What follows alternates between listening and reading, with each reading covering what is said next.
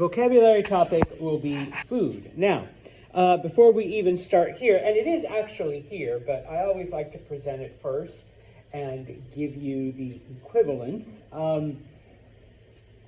For the food stuff, we have words that are very, very, very similar for both the noun, so for example, la comida means food, and the verb, the action.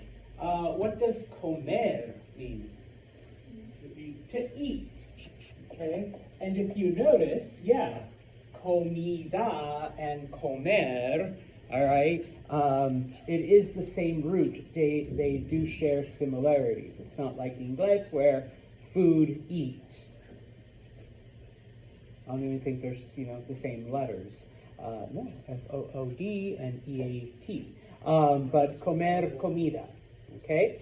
And so, all right, working on down here, we have our nouns and its verb equivalent.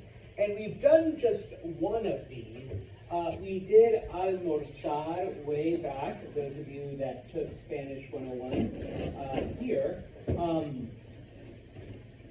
when we were learning about stem changers. Does anyone remember what almorzar is? To have lunch. Okay, not just lunch, but to eat or to have, however you say it, lunch. All right? So to eat or to have lunch. And so obviously you can kind of deduce what the other ones are, because I tried to put them in order. Desayunar is to eat or to have breakfast. Okay? Cenar is to eat or to have dinner. Okay? And then merendar is to eat or to have a snack. Muy bien. Okay? So sometimes I'll tell students or anyone who asks, or we're just talking about languages and stuff like that. Generally, you can tell a lot about a language by the vocabulary and by the things, they focus on and whatnot. Depending on what you're eating and when you're eating it, Espanol has 5 different words that mean to eat. What does that tell you about Spanish-speaking culture and food? It's important, yes, we like to eat. Everything revolves around meals, okay? In English, you just eat, that's it, eat, all right, boom, all right? To eat breakfast, to eat lunch, to eat dinner, to eat a snack, okay? And so, the noun, then, okay, so el desayuno is breakfast, okay, so the meal, all right? El almuerzo is lunch, okay? La cena is dinner, okay? And then la merienda is a snack. Now, please be aware that in some countries, and I couldn't fit it in here, so we're going to do this. There are some countries where you have la with a capital L and then merienda with a capital M, where people will literally sit down at an appointed time and have like a little get together, kind of like 5 o'clock tea. You have, and Argentina is one of those. So for 2 years, around 4:30, 5 o'clock, we sat down for la merienda. Typically it was tea with crackers or cookies or some kind of just like really simple pastries, okay? Because in most Spanish-speaking countries, dinner doesn't happen until 9 or 10 o'clock. So you needed something to hold you over, and so that was la merienda. You okay, Katie? No. All right, Antonia? I'm probably a little ahead. So, I'm just looking at the almorzar. Uh-huh. If you were to change that to the yo form, wouldn't that be yo Almuerzo. Yeah. So what's the difference between almuerzo and yo almuerzo? The yo and the el, and the context of the sentence. Same thing with desayuno. So yeah, for those two, the yo form is the noun also.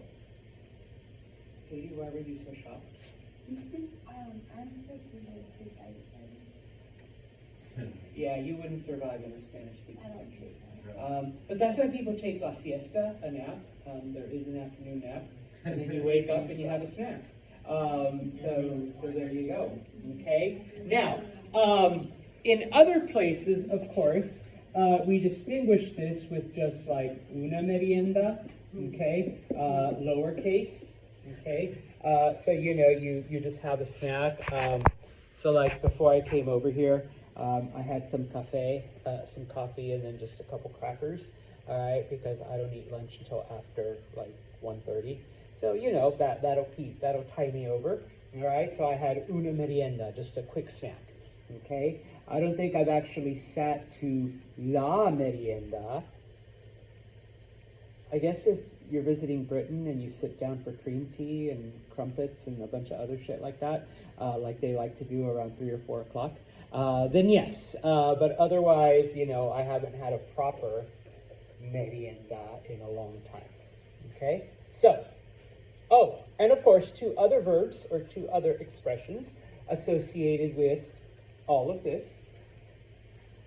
We learned this last semester as well. What is tengo hambre? I have hunger.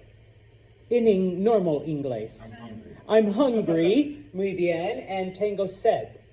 I'm thirsty. I'm thirsty. Okay? So I'm hungry, I'm thirsty, and of course, if you put the word no in front of either one of those phrases, then it becomes negative. If you want to use it for other people, so I can say that Katie is hungry, ella tiene hambre, or I look at Olivia and I'm like, Olivia, ¿tienes hambre? All right, are you hungry? Okay, or, Casey says, please dismiss us now porque tenemos hambre. We are hungry. Okay, so you just use the verb tener, all right, to express different things. Okay, so going then to page 184, all right, and so we have various food items. If you have preguntas, go ahead and ask. They used to, in the previous edition, they used to have it by meal, which was more fun, but now they just throw everything together. So looking at the far left table, and we will start with the gentleman, okay? In front of him is la sopa. What is la sopa? Soup, okay? Soup. Now, here's where the fun starts. If you want to be specific about a type of soup, you would have sopa, you add the word de, and then whatever the soup is. So looking at the gentleman, and this is actually one of my favorites, it looks like he's having sopa de tomate. Okay, what do you think tomate? Tomato. So tomato soup. Okay, many of us cuando estamos enfermos, all right, we have sopa de pollo. Does anyone know what pollo is, first off? Chicken. So what would sopa de pollo be? Chicken soup. Chicken soup.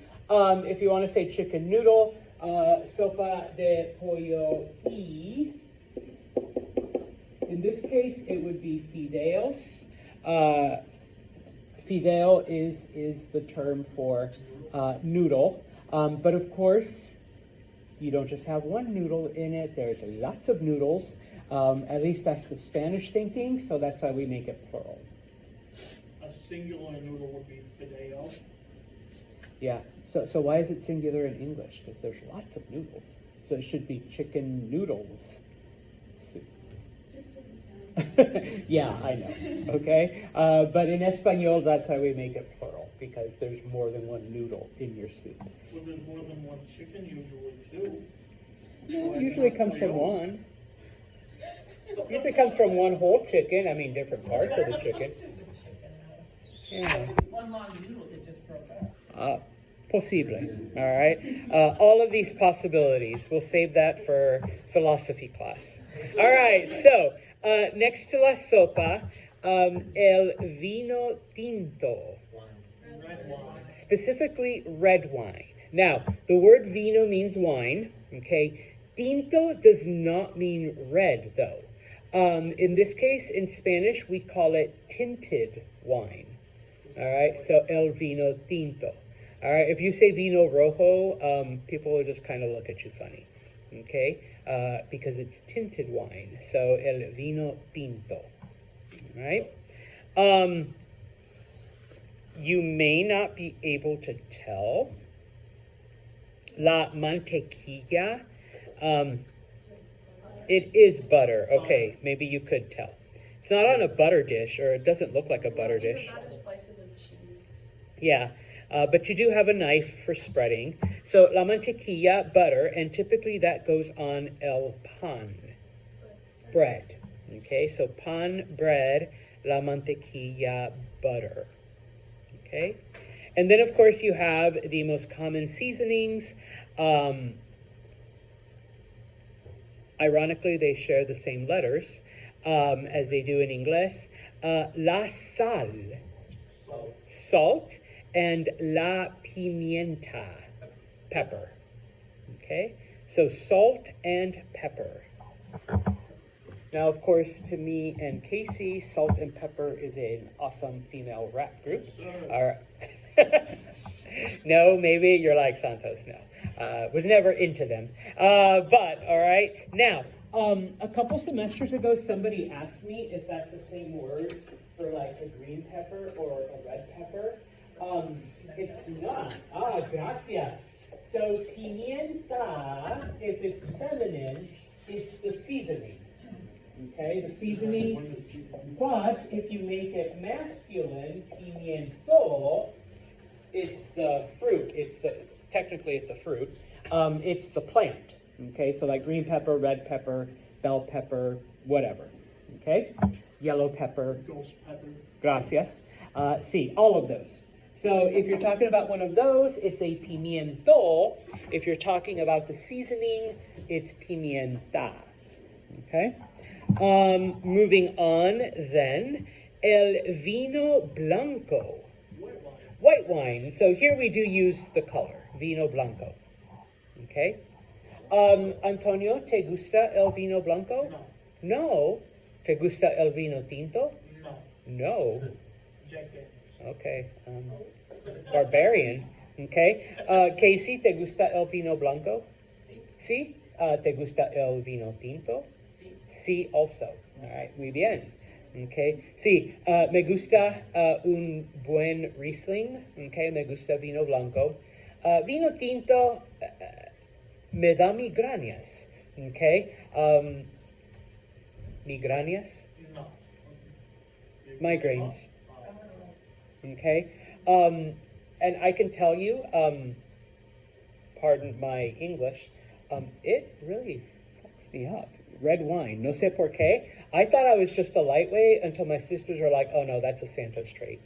We can't handle red wine. And so I was like, oh, okay. Well, that's good to know. It's just, yeah, it's just one of those things. And so I try to avoid red wine. But vino blanco me gusta.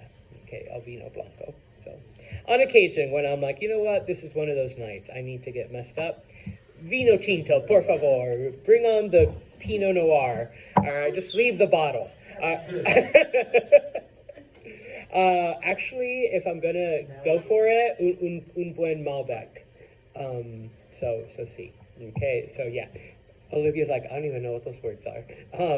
Different types of wines. Okay.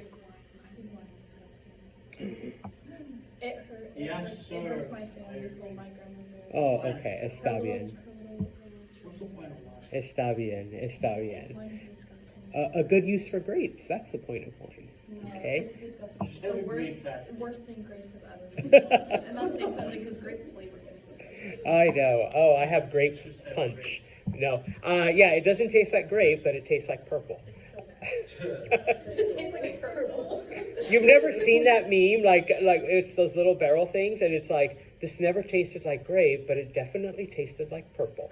You know, and it's just like, yeah, the little barrel like juices. Okay, so I get that. It does taste like purple. so anyways, then moving on to La Señora there. What do you think ensalada? Salad. Okay. Now, usually if you say ensalada, you will get some type of lettuce and tomato concoction. Okay. Here, of course, they listed, ensalada de lechuga. Lechuga is lettuce. Okay. We already said tomate. Okay, tomato.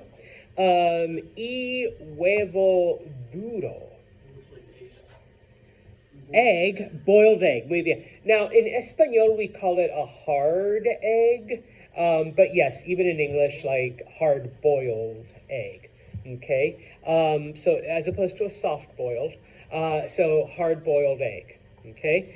So yeah, so sometimes you will get that, like, but usually it will just say ensalada, and then, like, you can ask, like, what call comes into the ensalada.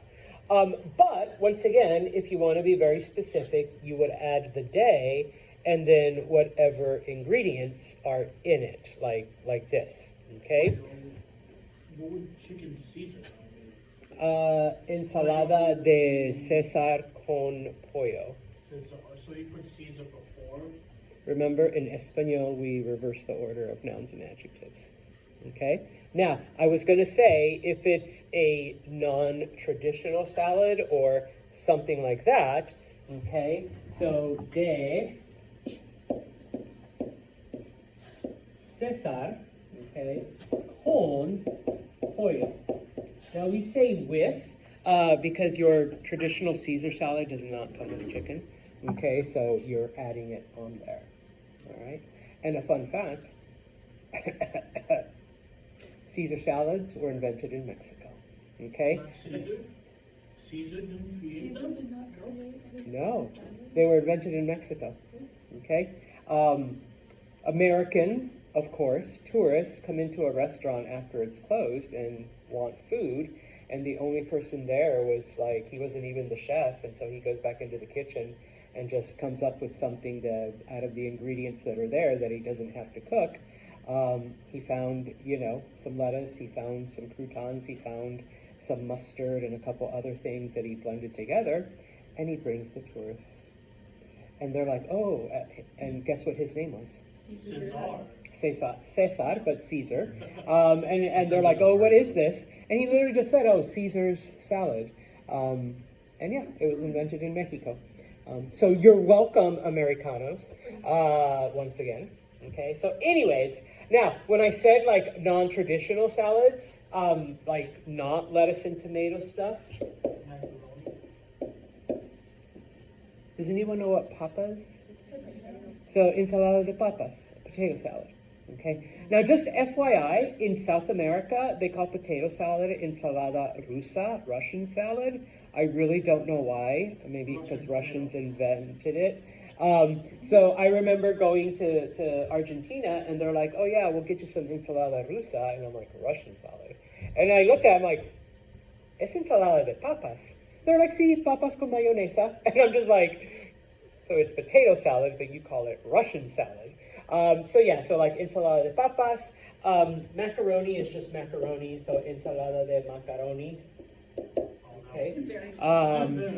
Ensalada de pollo. Once again, what is ensalada de pollo? Chicken salad. One of mi favorito, ensalada de huevo. We just learned. Yeah, oh, me encanta. I love egg salad. Okay. Yeah, egg salad sandwich. Okay. Un sándwich de ensalada de huevo. All right. So see. So once again, if it's not like lettuce and tomato, you just put the day and then whatever it's made out of. Okay? Muy bien. Then moving on to the other mesa, to the other table. Okay? Looking at the little boy first off. La leche. Milk. Okay, so la leche. All right. Anthony, ¿te gusta la leche? Chocolate. Leche de chocolate. Okay, muy bien. Cristian, ¿te gusta la leche? También. Leche de chocolate. Oh, leche de chocolate. Okay, muy bien. Y Phoenix, ¿te gusta la leche? Sí. Okay, muy bien. It's not that no me gusta la leche, pero soy intolerante al lacteo. Okay, so The milk doesn't like you. yes. Now, obvio, yo tomo una pastilla, entonces sí. Okay, yeah. Or I just buy the lactate milk. But honestly, I'm not a big milk fan. Because once again, it's been pushed on us by the milk industry, big milk, to make billions of dollars. Because humans are the only mammals that continue to drink milk after their infant stage. Okay, and it's been pushed on us by a false narrative. But on occasion, I do get a craving, and so yes, I will have it. Okay, so yeah, and me gusta el queso, so we need milk. All right, so now. I was gonna ask what's milk and cookies like. Is that just leche de or leche con? Leche E. E. E? Remember, what is E? And galletas. Milk with cookies. Okay. Milk and cookies. Leche y galletas para la merienda. You're like, no, la cena. Okay, desayuno. Oh, that's your breakfast. Okay. Now, I said leche de chocolate, which is acceptable. Okay. In some places, I have heard leche chocolatada, which literally means chocolated milk. All right, if you want chocolate milk. In a lot of places, though, thanks to the influence of Inglés, Chocolate leche. no, and this is what I called it growing up. Like, Mom, quiero un chocomil, chocolate milk. Okay, but obviously it's been shortened. We don't say chocolate milk. We've like shortened it and then made it Spanish, chocomil. You say this in a lot of, like in Mexico, Guatemala, the Caribbean. Everybody understands. Once again, because of the proximity to the United States. Okay, so it like I said, this is what I called it, el chocomil. Yeah, I'd say un chocomil, por favor, and pretty much everybody knows what you're talking about. Okay, and even on occasion you will see it like in advertisements and stuff. So it's become accepted, if not. How do new words kind of usually form from English words? Through like media, movies, TV shows, like everything you have here, like is broadcast down there. Yeah. Originally, because I know like in the 90s, they wouldn't dub everything, they would only put subtitles. So people would hear chocolate milk, and then in the subtitle they would have like some weird translation. But, and I'm sure you might understand this since you're learning Spanish, you hear something, but you're not 100% sure what you heard, and so you try to repeat it the best way. And so I'm sure they heard chocolate milk, but if you don't speak English, You might say chocomil. chocomil. Okay, yeah, chocomil, and that's it. And then pretty much everyone starts saying it that way, and then it just becomes the accepted. It's kind of starts off in I guess slang. Yeah. Way, and then it just catches on. And then eventually it becomes part of the vocabulary. And then they add it to the dictionary. Yeah. Oh, I remember when they added selfie. I mean, where did selfie, a self photo? you know, and then now selfie is like a part of the English language, like you know what a selfie is, type of thing. Okay, so yeah, all right. Now, if you are talking about a non-dairy milk alternative, okay,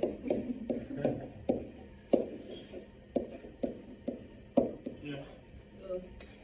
leche de soja.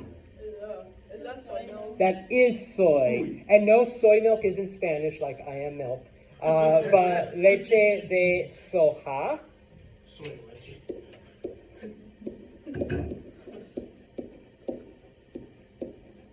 Almonds. Leche de almendra. Okay, so you can ask for leche de almendra. And then mi favorito, milk Are alternative. you an oat milk kind of girl? I think oat milk is the better alternative. It tastes Leche de avena. Avena means oatmeal, like oat or oatmeal. Okay. oat milk's okay. Well, no, in Espanol, you've noticed we use like the same word for like different stages of something. So like avena, okay? Avena is either oats or oatmeal. We use it for both, okay? Mi favorito, if they don't have it, I will go for this. If they don't have either one of these, I'll just go someplace else. Because yo también, I really don't enjoy soy. No me gusta leche de soja. It's the taste. Okay? No. Hmm? What about powdered milk? Powdered milk. So, coconut, That was one of my questions I had. cocoa is coconut. So leche de coco. Okay? Although in most Caribbean countries, they drink it anyways, like just straight from the coco. Straight from the coconut. All right, so, and then leche en polvo or leche empolvorada. But en polvo is a little bit easier. Polvo means powder. So, okay. Powdered milk isn't that bad, baby. No, I've had it. It's a good alternative when you can't keep fresh milk. You just add water to it, and boom, you got a couple gallons with just a couple teaspoons, tablespoons, whatever. Okay. Muy bien. So, looking at the little boy again, what he is having for lunch, and yeah, I know this is really hard. What is sandwich in English? Sandwich. Okay. Now, you will notice that there is an accent mark over the A, so that's how you will know if it's written in English or Spanish. Okay? It's just like cafeteria, all right? It's the same word, cafeteria, except there's an accent on the I, all right? Now, once again, as with everything else, you add the word de. If you want to be specific as to the type of sandwich, okay? So in this case, jamón, does anyone know what jamón? Ham, and then queso? Cheese. So sandwich de jamón y queso, okay? You can be very specific. Ham and cheese sandwich, okay?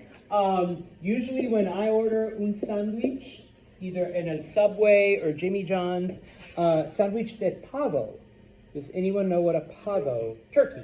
Okay? Sandwich de pavo, turkey sandwich. Now, if you want to say sandwich de pavo con tomate y queso y lechuga, you can, all right? But usually I just say sandwich de pavo and just let you guess at what else I put in it. Okay? So yeah. Okay? And as I used previously, me gusta un sándwich de ensalada de huevo. Okay, so an egg salad sandwich. Peanut butter and jelly. Muy bien. Okay, now, the word for jelly in Espanol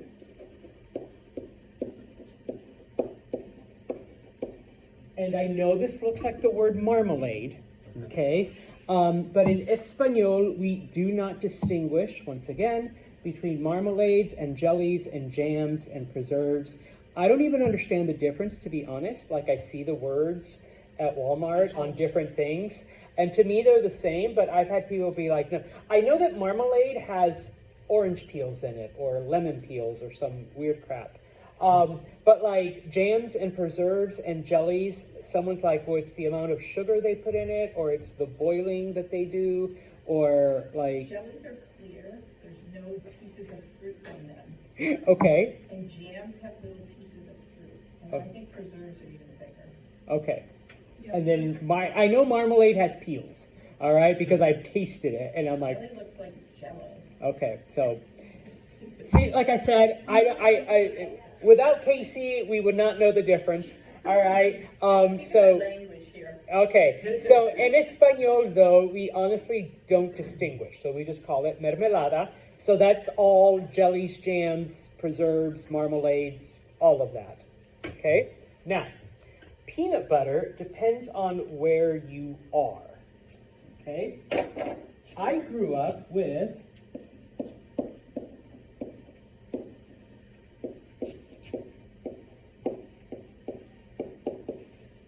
crema de cacahuate.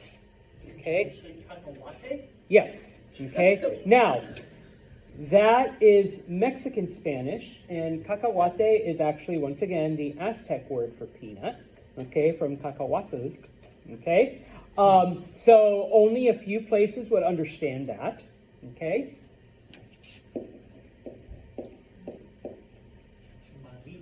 Maní is the actual Spanish word for peanut. Okay? So, in some places they will say crema de maní. It's not peanut butter, it's peanut cream. Which, if you think about it, yeah, if you have the smooth kind, okay, it is a cream. Okay? In other countries, what is the word for butter? Mantequilla.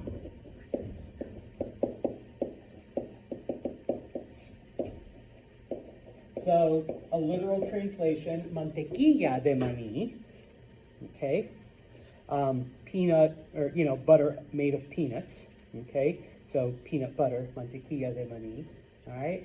In southern South America, Chile, Argentina, and Uruguay, manteca de maní. This is what happens when you travel. So yeah. Okay. Now, so you go to Mexico, it will be referred to as cacahuate. All right. Everywhere else, peanuts are maní, and so you could crema de maní, mantequilla de maní, manteca de maní, salud. You can listen to what the locals say. So un sándwich de mermelada y I'm going to go with crema de maní. All right. I would like to take a step back to the chocolate factory. How do you say Charlie in the Chocolate Factory? I don't know if I got it down right.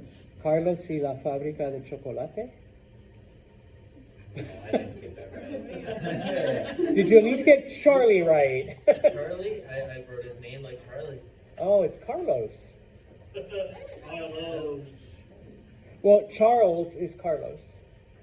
His name is Charlie, not Charles. Oh, I don't know. Have you guys heard of the actor Charlie Sheen? Yeah, Charlie Chaplin. You know his real name is Carlos Estevez. Yes, sir. He had to change it. 'Cause He goes by Charlie Sheen. No, his father his father goes by the name Martin Sheen, and that's how everybody knows him. But his real name is Ramon Estevez. But back then, because he's much older, Latinos weren't going to get good roles, and he actually does. He's like Christian. He looks white. So with a name like when he with a name like Ramon Estevez, he knew he wasn't going to get good roles other than gangster, drug dealer, or prisoner. And so he uses the name Martin Sheen, and yeah, he's played the president. He's done all these kinds of roles, but on his legal documents, it still says Ramon Estevez. And so his sons, who also became actors, one of them decided to go that way, and his name is once again Carlos Estevez, but he goes by Charlie Sheen. And his other son, Emilio, decided, you know what? No, I'm going to keep my Latin name, my Spanish name. So Emilio Estevez decided to use the Spanish name instead of being, I don't know, like Eric Jones or something, you know. No, your side sheet's so much cooler than the one they said. Sheen? That was the dad's, I think, like mother's maiden name, because his mom was Irish. So he picked that name. They Which, should have kept the last name. It's cooler. so yeah. Anyways, so yes, Charlie is Carlos. Anyways, moving on with the sandwiches. Now, it is not refreshment, but el refresco, soda, any kind of carbonated beverage. Coke, Pepsi, Sprite, root beer, okay, el refresco. All right. Also, remember, brand names do not translate.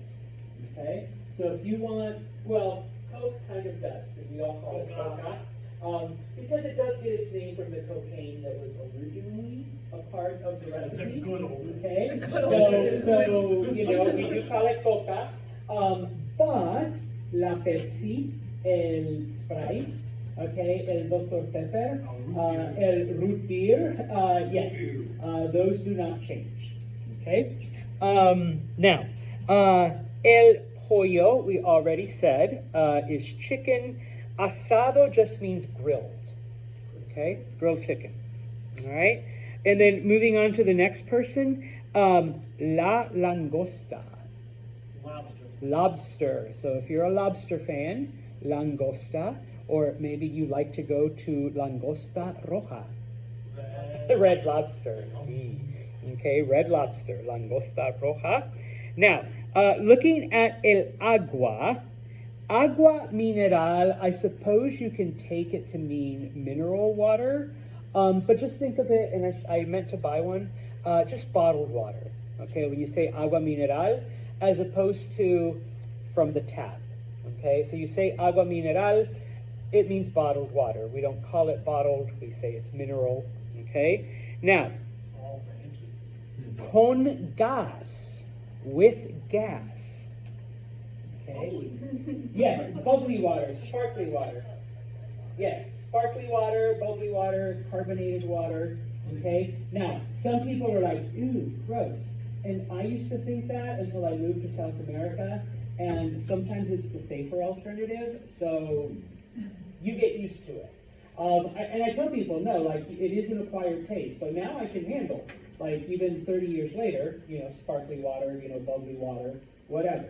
Okay. Now, if you want just normal Aquafina, Dasani, whatever, then agua mineral sin gas. S-I-N.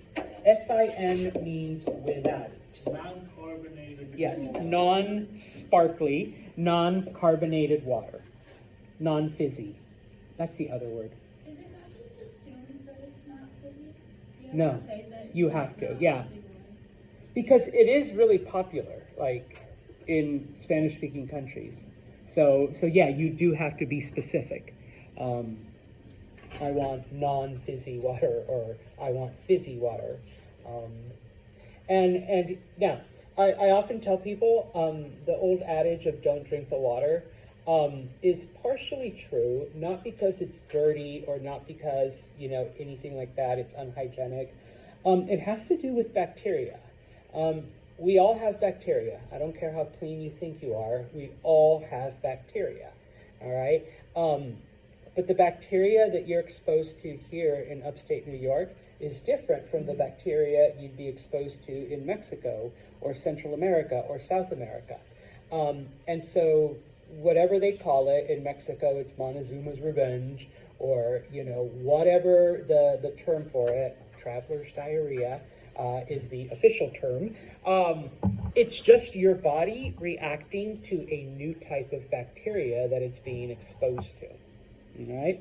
So I do tell people, if you're only going for like a 10-day whatever, yeah, don't drink the water, because you're going to be sick the entire time. You are going to get the runs, you are going to vomit, and you're going to be miserable. And true story, my ex-wife went to Cancun and spent 8 out of 10 days in the bathroom drinking Gatorade. Okay, that's no fun. But if you're going to go for an extended period of time, like you're going to do a study abroad, or you're going to live there, or whatever, just get it over with. Drink water Just the first drink the day. water. No, seriously, you will be sick. sometimes violently, but once your body acclimates, no, seriously, you're fine, okay? And talk to our international students. The reverse happens when they come here, okay? They get sick when they come here because, once again, it's not that the water in the dorms is dirty or, I mean, it might be. But, it's like, or MV has garbage. No, it's because their body is used to the bacteria from their home country, and then they come here, and it's a completely different type, and their body has to acclimate. So yeah. You had a question? Oh, I was gonna ask if it was the same thought. Yeah. So I guess we could call it MV's revenge or George Washington's revenge or whatever, type of thing. So yeah, it happens. But and after living in South America for 2 years, I came back and got violently ill in California because my body had to get used to, the stuff here. So yeah, I tell people after about 6 months, I was drinking water out of wells that we had dug in South America, and people were like, "You were drinking was it filtered?" I'm like, "No, we just pulled up the bucket and, drank the whole thing, and it was just like, we were like we didn't get sick, we didn't catch any, it was like your body was used to it, your immune system had, acclimated, so, it's all good. All right, just for you, Antonio, la cerveza. Beer, yes. ¿Te gusta la cerveza? So you don't drink wine, you don't drink beer, like what the hell? Olivia, no. Let's see, behind you, Missy. ¿Te gusta la cerveza? No. Okay. Katie, I know you're too young to legally drink, but ¿te gusta la cerveza? No. Okay. Casey, ¿te gusta la cerveza? What's for depends? Okay, depende. I'm very picky on my cerveza. Okay, I'm like Casey, depende. It depends on the beer. There are some that are just disgusting, I'll agree. It tastes like, Most beers are nasty. and there's a few that are good, and those I will, believe it or not, I don't know if you'd agree with me, but Utica Club is actually not that bad. And maybe my standards have just lowered. But, when someone said, oh yeah, it's like $2, I'm like, okay, how good can a $2 beer be? Utica Club It's beer, not not to incriminate that myself, bad. but it's mid. It's not good and it's not bad. Well, that's why I said it's not that bad. I'm like, you can drink it. It just wouldn't be it wouldn't be anyone's first pick. yeah, same. And yes, Olivia's like 17, so I'm 18. She just incriminated herself. I'm So, an adult. I'm making adult decisions. but yeah, no, and there's some higher end In Mexico, cervezas. it's legal, so. See, so We'll just say I'm Actually- drinking in Mexico. yeah, Canada's legal Oh, I was also. drinking in Canada. Now, this could go under the cultural bit. The United States is like the only country that has this weird attitude towards alcohol and like denying it and like no. We have had German exchange students, and I know at least in Germany, you can drink beer at 14. Yeah. You can drink wine at, I think, like 16, I think. And then, like, hard liquors at 18. I mean, so it is a gradual thing. It's not like you're feeding your child, bourbon, straight up. But you start off with beers, and then you move up gradually, and you learn. They can buy it, though. They drink since they're children. Yeah, and so, it's treated responsibly and little by little. So that it's not taboo, it's not like, the forbidden fruit. That was a big thing that I used to serve at Babes. Uh-huh. And when we had like the international people that would come in for like the hockey tournaments and all that stuff, it was a big deal to them because we couldn't technically serve them because they weren't legal here. So like, Yeah. even though like where they're from, we could. Like, Yeah. I know one time, now we haven't done this in forever, but we did take a group of MV students to España back in like 2007. And having lunch at an outdoor cafe, a bunch of high school kids came in, and guess what they ordered with their lunch? Cerveza, a big pitcher of cerveza for everyone. And they were like, the students were like, did those kids just order a beer? Not just a beer, like a full pitcher of beer. And no, and that's the thing though, everyone got like, and it wasn't like, yeah, give me the 20, the giant, no, it was like that big, okay? And they ate their sandwich, had a sip or two, and they're like, oh, chicos, vamos, clase de matemática, we're off to math class. Because it was literally in the middle of the day. And yeah, there was still some left in the pitcher and a little bit in their glasses, so it wasn't like, yeah, baby, cerveza, cerveza. Well, it's normalized. Yes. The difference is like it's normalized there, but here, if you were to like do something like that, like the entirety of like the adults, they're like shaming us. Yeah. And So it has a lot to do with the attitudes and stuff like that. And I'm not one to say, okay, yeah, because I did try to give like my daughter wine at 16. She thought it was disgusting. I mean, she tried it. Like, Dad, this is so disgusting. I don't know how you drink this shit. I'm like, okay, you tried it, you hate it. And it was under my supervision, type of thing. And she's never touched alcohol. I think she had a sip of something else I was having, and I can't remember now. She's like, yeah, no, I'm never having this. This is so gross. I gave my son, when he turned 21, a gin and tonic. He thought it was disgusting. No, he hated it. He thought it was disgusting. Yeah, why not? Like tonic water. Oh my God, it's so good. So, That's like really strong. 2 questions. see, What is whiskey? whiskey. It's just whiskey, spelled the same exact way. Okay? And I'm pretty sure this is the same. Margarita is margarita. Because y'all took it from Spanish. So it is a margarita. Okay, muy bien. Now, going over, we'll finish off with the blank table. Okay? Because you do need to learn. Starting on the left-hand side, el cuchillo. The thing you used to cut with. Knife. Okay, a knife, el cuchillo. Okay? Is there different words for different types of knives? There is, but we're not getting into that today. I was just about to say that. Don't ask me what a paring knife is, or a bread knife, or a steak knife. You can say a cuchillo de bistec, but yeah. El tenedor. It's got tines. Fork. Okay? And yes, there are different names for the salad fork, for the dinner fork, for the dessert fork. Yeah, you're like, I don't care about that. I use the same one. So yeah, okay. Now, this is a false cognate because you look at it and you think cup, la copa, but copa does not mean cup. Glass. Specifically, gracias, wine glass. Okay. Now, any kind of glass for alcohol. So if you had like a champagne flute, that would also be like una copa de champán, okay? And even going back to Anthony, if you ask for una copa de whiskey, not shot, but whiskey's in a tumbler, so, that would be like una copa de whiskey. A shot is un trago, okay? Trago. Un trago. So, un trago de tequila. Okay? I want a shot of tequila.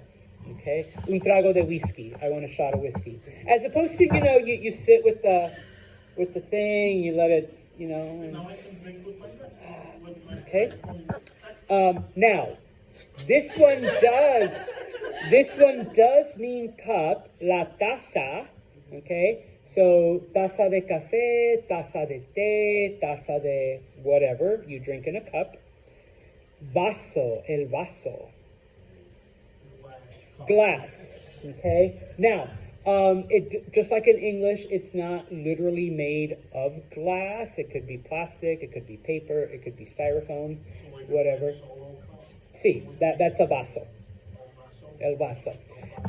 And I don't know if you were going to ask this, but I have had people ask, so then what's glass? Glass. Because in Spanish, we use different words. Vidrio is the word for glass, like your window. Okay? But a glass to drink out of is vaso. So, while in English you can say, I have a glass, un vaso de vidrio. Okay, would be different. Cuchara, spoon. And yes, Anthony, soup spoon, dessert spoon, dinner spoon. Okay, you know, but the different teaspoon, table, all the different types of spoons. Okay. El plato, plate or dish. I know depending on who you are, where you are, how fancy they are, it's a plate or a dish. Okay. Servilleta, napkin. Okay. What would a servilleta de papel be? Paper towel. Yeah, paper napkin or a paper towel. Okay. I know, I'm being fancy. A paper napkin. But yes, paper towels. Okay, servilleta de papel. Okay. And then go down un poquito, because this one's also really hard. El menú. The menu. Yes. With an accent. With an accent, yeah. So, cafeteria, sandwich, menu. Okay, are all. All right. We have about 5 minutos, so bear with me. If you say like, the napkin one, if you just say, la servilleta, Mm-hmm. is that specifically a cloth napkin? Yeah. Yeah. If you want a paper towel, servilleta de papel. De papel. Okay. Otherwise, yeah, you're going to get the fancy one. What's a towel? Toalla. So could you say toalla de papel? You're going to get some weird looks, and you're going to get an awful lot of paper to cover el cuerpo, you know. Yeah, people are going to be like, what the hell are you talking about? Unless they speak English, and they're like, I think he's trying to say servilleta. So, yeah. They're sitting there like, paper. Okay, we'll finish on this fun part.